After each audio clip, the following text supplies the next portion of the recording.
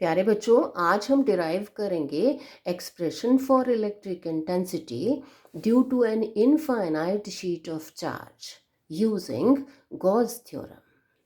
ये sheet of charge है, ये इनफाइनाइट है, थिन है और नॉन कंडक्टिंग है। चार्ज जो है इसके ऊपर यूनिफॉर्मली डिस्ट्रीब्यूटेड है। सरफेस चार्ज डेंसिटी है सिग्मा, यानी चार्ज पर यूनिट एरिया पर कितना charge, sigma. Suppose we want to find out electric intensity at point P. P is at a distance R from the sheet. हम P के exactly opposite एक point P dash consider कर लेते हैं. P dash is also at a distance R from the sheet. अब हम क्या करेंगे, we imagine a cylinder through point P. This cylinder passing through the sheet. 2R is the length of this cylinder and A is the area of cross section of the cylinder. Now this cylinder is a Gaussian surface as it encloses charge. कितना charge enclose करेगा ये? अब unit area के ऊपर charge कितना, sigma. ए area के ऊपर charge कितना, ए इंटू सिग्मा. या आप इस तरह से लिख लें, surface charge density is equal to charge over area. तो यहाँ से चार्ज निकाल लें, Q is equal to sigma into A. ऐसा unit of surface charge density क्या होगी, चार्ज कूलम्स में और एरिया मीटर स्क्वायर में, कूलम्ब पर मीटर स्क्वायर. चलिए, अब क्योंकि ये गॉसियन सरफेस है तो हम लगा सकते हैं Gauss theorem. According to Gauss theorem, total electric flux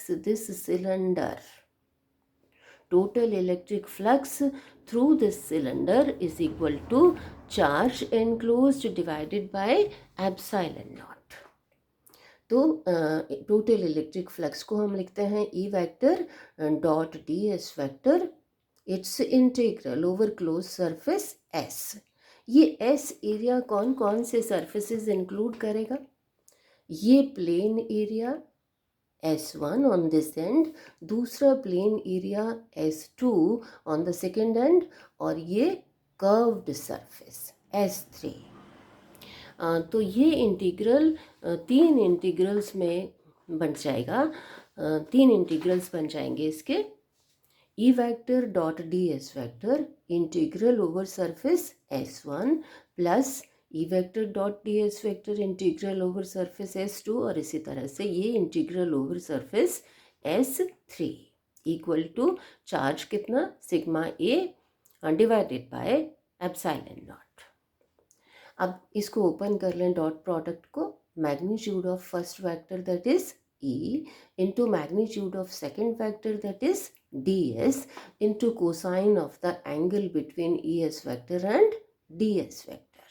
अब देखिए कि यहाँ पर ये एरियाज एंड एरियाज जो हैं उनके ऊपर DS वेक्टर में और इलेक्ट्रिक इंटेंसिटी में एंगल जो है वो ज़ीरो है. इस तरफ भी ये small area DS vector normal to this area directed outward. अब जाहिर सी बात है कि इस चार्ज की वजह से इलेक्ट्रिक लाइंस ऑफ फोर्स इस डायरेक्शन में होंगी. ये इलेक्ट्रिक लाइंस जो हैं वो एंड एरियाज पर नॉर्मल होंगी और कर्व्ड एरिया के पैरेलल होंगी. So curved surface will not contribute to electric flux. यहाँ angle between ds vector and E vector is 90 degree. तो इंटीग्रल्स को इवेल्यूएट कर लें, ये आ जाएगा E into ds into cos 0, इसी तरह से ये और इसी तरह से ये कॉस 90, ये इंटीग्रल 0 हो जाएगा. अब यहाँ क्योंकि इलेक्ट्रिक इंटेंसिटी कांस्टेंट है एंड सरफेसेस के ऊपर, तो E को बाहर निकाल लेंगे, अंदर रह गया ds का integral total cross sectional area that is A, ये एरिया A और यहाँ पर ये एरिया A. तो इंटीग्रल इसका क्या आ जाएगा ए, तो हमारे पास आ गया E into A plus E into A, 2 E into A is equal to sigma A over epsilon naught, A cancel हो जाएगा और यहाँ पर इलेक्ट्रिक इंटेंसिटी आपके पास आ गई sigma over 2 epsilon naught. Direction क्या होगी इलेक्ट्रिक इंटेंसिटी की, normal to the sheet directed away from it, इस तरफ भी normal to the sheet directed away from it. अब अगर ये चार्ज नेगेटिव होगा उस केस में इलेक्ट्रिक इंटेंसिटी की डायरेक्शन होगी normal to the sheet directed towards the sheet. चलिए अब देखें कि अगर ये शीट थिक है, the sheet has uniform thickness, उस केस में शीट के दोनों सरफेसेस पर सेम चार्ज होगा, सेम चार्ज डेंसिटी होगी सिग्मा।